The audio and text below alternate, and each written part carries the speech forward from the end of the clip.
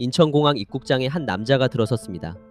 방콕발 비행기에서 내린 그는 양옆에 나란히 선 정장 차림 요원들과 함께 걸음을 옮겼죠. 그런데 갑자기 남자가 멈춰 섰습니다. 요원 가운데 한 명이 "괜찮으십니까?" 하고 물었지만 그는 아무런 대답도 하지 않았습니다. 두 손은 미세하게 떨렸고 시선은 한 곳에 고정된 듯 움직이지 않았습니다. 누가 그를 억지로 붙들고 있는 것도 수갑을 채운 것도 아니었습니다. 하지만 그의 눈앞에 보인 것은 그 어떤 것보다 낯설고 충격적인 풍경이었습니다. 이 남자, 얼마 전까지만 해도 조선인민군에서 별을 단 장성이었습니다. 휴전선과 맞닿은 최전방 군단에서 수만 명의 식량과 물자를 책임졌던 중책을 맡았죠. 그런 그가 왜 모든 것을 등지고 이 공항에 오게 된 걸까요? 그리고 막 도착한 순간 무엇이 그를 완전히 얼어붙게 만들었던 걸까요? 오늘 그의 이야기를 시작하기 전에 구독과 좋아요 부탁드릴게요. 소집 지시문 한 장이 내려왔습니다. 평양 소집, 인민무력부 확대회의 참석. 장성에게 평양 소집이란 1년에 몇 번씩 있는 일이라 그땐 별다른 생각이 없었습니다. 회양에서 군용 열차를 타고 올라가면서는 아들 생각이 났죠. 그 무렵 아들이 강건중 합군관학교에 진학하려고 준비 중이었거든요. 추천서를 써주시기로 한 분이 인민무력부에 계셔서 평양에 가는 김에 인사도 드릴 겸 들를 생각이었습니다. 그런데 초대소에 도착하니 분위기가 어딘가 이상했습니다. 평소 같으면 장성들끼리 방을 오가며 술도 한잔하고 웃음소리도 들리기 마련인데 그날은 모두 문을 꼭 닫고 조용했습니다. 복도에서 다른 군단 후방부장을 마주쳤지만 그냥 눈인사만 하고 서로 말 한마디 없이 지나쳤죠. 10년 넘게 알던 사람이 그랬으니 그이했어요.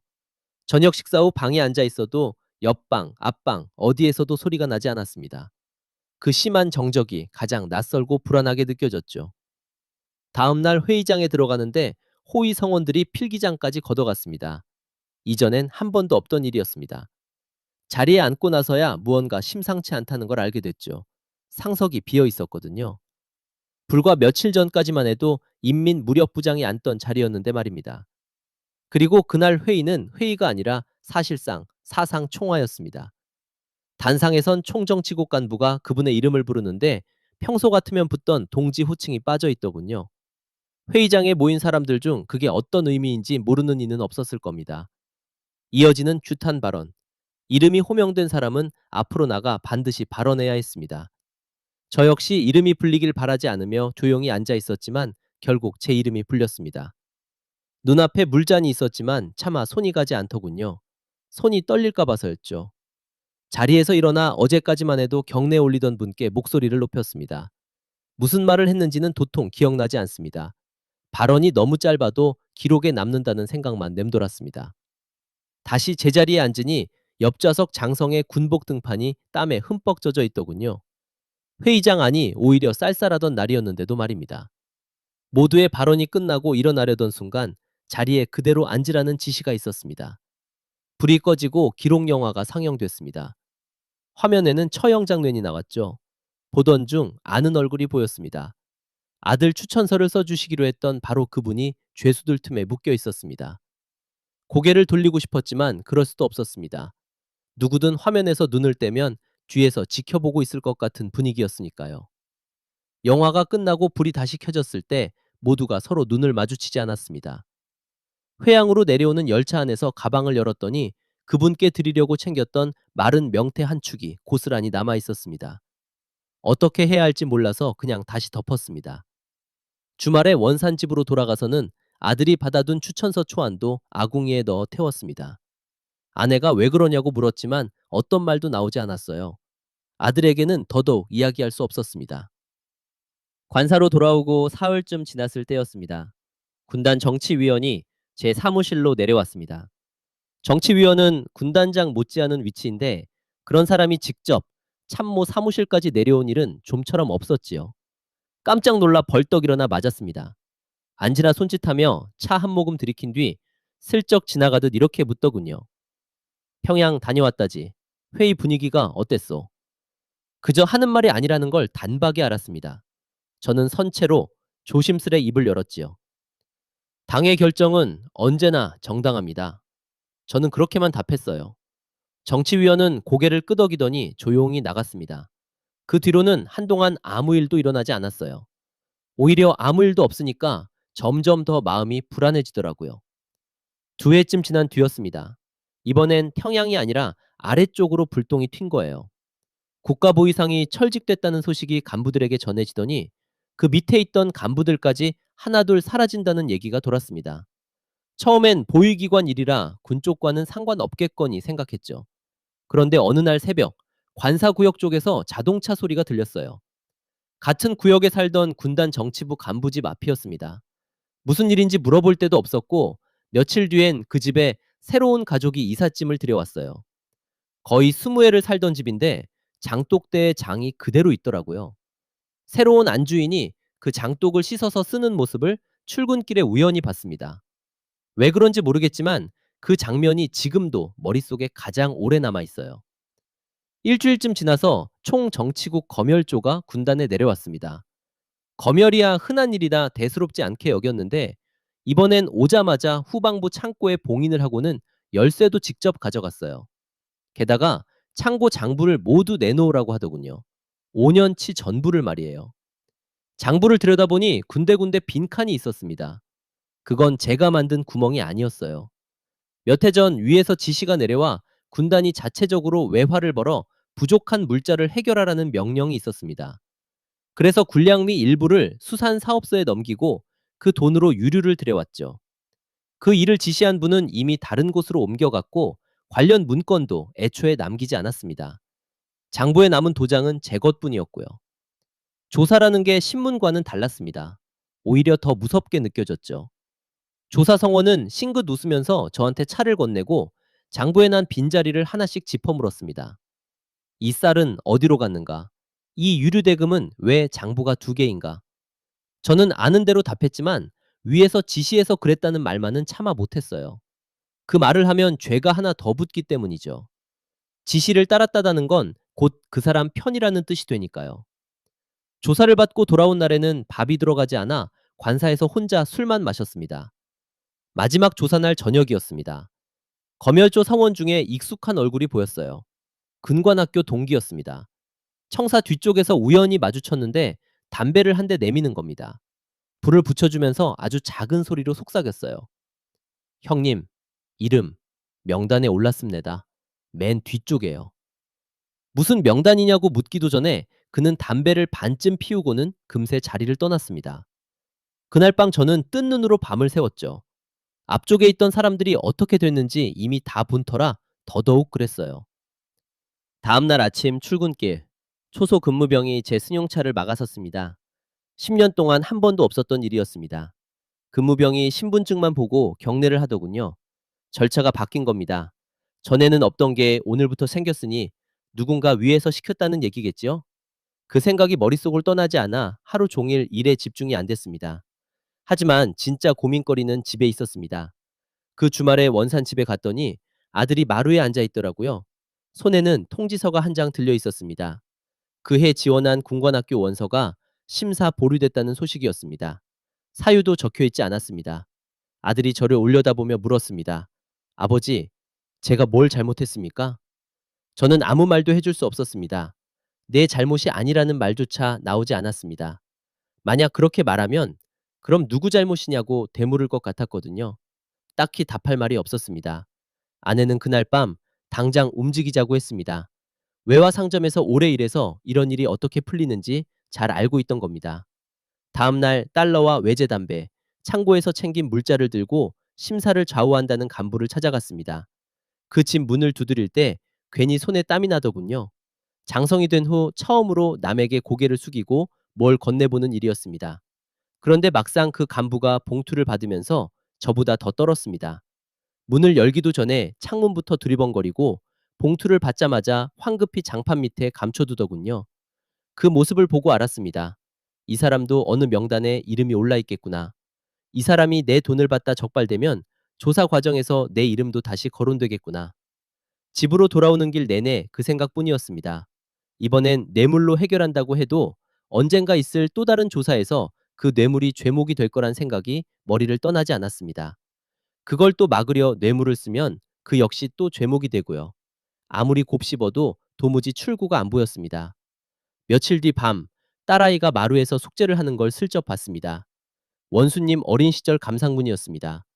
15살 딸아이가 연필에 침을 묻혀가며 한 장을 빽빽하게 채웠더군요.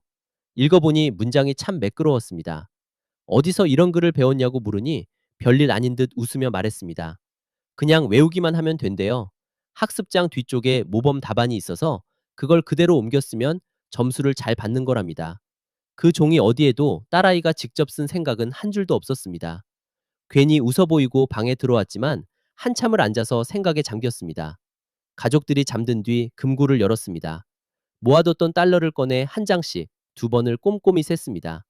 내 식구가 움직이려면 얼마가 필요할지, 또 누구에게 얼마를 써야 할지 계산하고 있었습니다.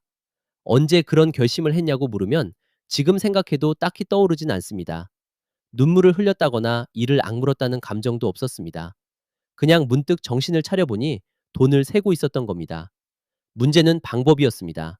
병사 하나가 사라지는 것과 장성이 사라지는 건 말 그대로 전혀 다른 일이니까요. 제일 처음 한 일은 병을 만드는 거였습니다. 몇 달 동안 군의소 군의관에게 슬쩍슬쩍 간이 안 좋다는 얘기를 흘렸어요. 밥도 줄이고 잠도 덜 자면서 얼굴이 상해 보이게 만들었습니다. 결국 군의관이 먼저 요양을 권할 때까지 기다렸죠. 제가 먼저 진단서를 달라고 하면 기록이 남지만 군의관이 먼저 권하면 그 사람 소견으로 남으니까요. 그렇게 석 달이 걸렸습니다. 그 다음은 사람을 찾는 일이었습니다. 원산 장마당에 물자를 대주던 장사꾼이 한 명 있었는데 몇 해 지켜보니 말수가 적다는 걸 알 수 있었습니다. 어느 날 대금을 치르면서 슬쩍 물었죠. 국경 쪽에 아는 사람 있습니까? 장사꾼이 한참 저를 보더니 단 한마디만 툭 뱉었습니다. 몇 명이 갑니까? 이 사람도 이런 일에 익숙하구나 싶었습니다. 저는 제대한 군관 출신 장사꾼 행세를 했어요. 신분이 드러나면 값이 오르는 것도 문제지만 저를 보위부에 넘기는 쪽이 더 큰 이익이니 그게 더 걱정이었습니다. 계획의 절반은 아내 몫이었습니다. 내 가족이 한 번에 움직이면 하루 만에 소문이 퍼지니 나눠서 가자는 거였죠. 아내와 딸은 친정 방문을 핑계로 리행증을 받아 먼저 출발했고 아들은 심사재청원 명목으로 평양 가는 척하다가 중간에서 내려서 합류하기로 저는 요양을 이유로 맨 마지막에 나오기로 했습니다. 국경 쪽 예행증은 장사꾼이 알아서 처리해줬고요. 아내는 그런 얘기를 하면서도 한 번도 울지 않았습니다. 딸아이 가방을 뜯어 안감에 달러를 낱장으로 넣고 다시 꼼꼼히 꼬매는데 뜯은 자국이 티도 안 나게 잘 마무리하더라고요. 준비가 마무리되어 갈 때쯤이었습니다. 어느 저녁 누가 문을 두드렸습니다. 정치위원이었습니다. 그런 사람이 예고도 없이 술 한 병을 들고 찾아온 겁니다. 마루에 같이 앉아 이런저런 이야기를 하다가 방안을 천천히 둘러보더니 슬며시 웃으며 물었습니다. 집이 어째 헐렁하오? 뭐 정리하는 거요? 아내가 부엌에서 그릇 다루는 소리를 냈습니다. 저는 요양 준비 중이라며 진단서 얘기를 꺼냈죠. 정치위원은 고개를 끄덕이고 술을 한 잔 따랐습니다. 일어서기 전 몸조심하는 게 제일이라며 한마디를 더 남겼죠. 그냥 인사치레인지 뭔가 아는 것인지 그 얼굴에서는 아무런 속내도 읽히지 않았습니다. 문이 닫히고 나서 아내와 마주 앉았습니다. 먼저 말을 꺼낸 건 아내였습니다. 날짜 당깁시다. 원래는 보름 뒤 출발하기로 했던 계획이 닷새 뒤로 당겨졌습니다. 그날 이후로는 밤에 누워도 잠이 오지 않고 길 생각만 머릿속에 맴돌았습니다. 원산에서 해산까지, 해산에서 강까지 초소가 몇 개인지 세던 중에 어느덧 새벽이 오곤 했습니다. 닷새 뒤 새벽, 아내와 딸이 먼저 집을 나섰습니다. 역까지 배웅도 못했습니다. 장성 가족이 새벽 기차를 타는데 제가 나가 있으면 그 순간부터 눈에 띌 것 같아서였죠. 결국 우리는 마당에서 헤어졌습니다. 딸아이는 외가에 놀러 가는 줄 알고 해맑게 손을 흔들었습니다. 아내는 저를 한 번도 안아주지 않았습니다. 그저 군복깃만 살짝 만져보고는 돌아섰죠. 그날부터 아무 일 없던 사람처럼 지내야 했습니다. 출근해서 서류에 도장 찍고 창고를 둘러보고 또 회의에 들어가고 도장을 쥔 손에 힘이 들어가지 않아 2번씩 찍은 서류가 몇 장이나 되는지 모릅니다. 소식은 장사꾼을 통해서만 전해 들었습니다. 그것도 돌려말로요. 이모가 잘 계시다 하면 무사히 가고 있다는 뜻이고 편찮으시다 하면 뭔가 일이 생긴 거였습니다. 이틀째 낮이었어요. 보위국 성원이 아무 예고 없이 사무실로 찾아왔습니다. 요양 가는 걸 등록해야 한다며 어디로 가냐고 묻더군요. 미리 생각해둔 대로 온정리 온천 요양소라고 대답했습니다. 그 사람이 수첩에 적으면서 한마디를 더했습니다. 가족들은 같이 가지 않느냐고요. 처가에 일이 있어 먼저 갔다고 답했는데 제 목소리가 어쩐지 낯설게 들렸습니다. 그 사람이 나가고 나서는 한참 동안 문만 바라보고 있었습니다. 진짜 등록을 하러 온 건지 아니면 뭔가 확인하러 온 건지 그건 지금도 알 수 없습니다. 그날 저녁에 첫 전갈이 왔습니다. 이모가 감기 기운이 있더니 나아졌다는 소식이었습니다. 나중에 들으니 검문 과정에서 보안원이 딸아이 가방을 열어보라고 했었다고 하더군요. 그 가방 안에는 달러를 꼬매 넣어 두었는데요. 아내는 가방을 여는 대신 가져온 보따리부터 풀었습니다.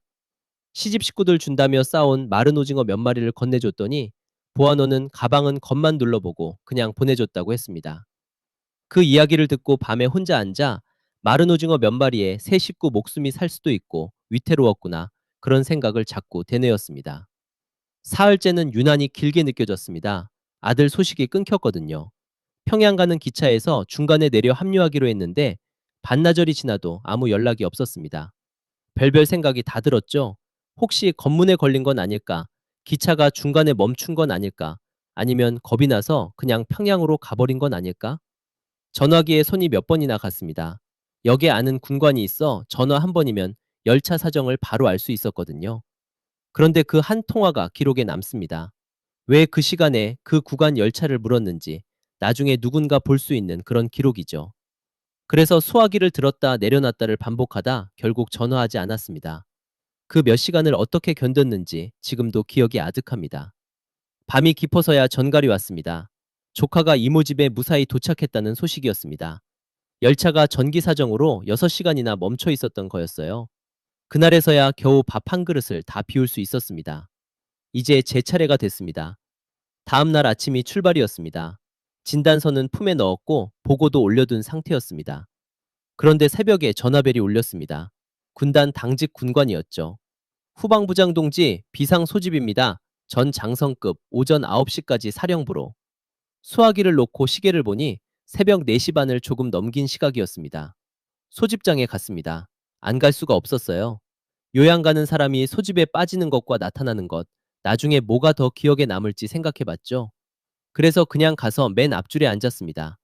내용은 제 상황과는 상관없는 전투동원 준비 점검이었어요. 3시간 내내 앉아서 들었습니다. 끝나고 군단장에게 직접 가서 인사를 드렸습니다. 몸이 이렇게 된 게 죄송하다고 말씀드렸어요. 군단장이 제 얼굴을 한번 보더니 얼른 다녀오라고 하셨습니다. 석 달을 굶다시피 해서 얼굴이 환자처럼 변해 있었거든요. 해상까지는 장사꾼이 붙여준 사람과 함께 화물차를 타고 갔습니다. 검문소마다 그 사람이 알아서 담배와 술을 건넸어요. 은신처 문을 열고 들어가니 딸아이가 절 보는 순간 울음을 터뜨렸습니다. 그제서야 알았습니다. 외가에 가는 게 아니라는 걸요. 아내는 딸을 안고 귀에 입을 대고 한참 속삭였습니다. 그날 밤부터 딸은 아무것도 묻지 않았어요. 오히려 우는 것보다 그게 더 마음이 아팠습니다. 강은 이틀 뒤 밤에 건넜습니다. 하류가 아니라 상류 쪽의 좁은 여울목이었죠. 안내하는 사람이 초속 교대 시간을 정확히 알고 있었습니다. 교대하고 다음 순찰까지 10분, 그 시간 안에 건너야 했어요. 강물에 들어설 때 다리가 후들거렸습니다. 단순히 물이 차서만은 아니었을 거예요. 딸을 업고 아내와 아들 손을 잡고 천천히 걸었습니다. 물이 허리까지 올라왔습니다. 발밑에 돌이 미끄러워서 한 발 내디딜 때마다 속으로 숫자를 셌죠. 하나, 둘, 하나, 둘. 강 건너 맞은편 흙을 밟을 때까지 아마 4분쯤 걸렸던 것 같습니다. 중국 땅에 발을 디뎠다고 끝난 건 아니었죠. 은신처를 3번이나 옮겼습니다.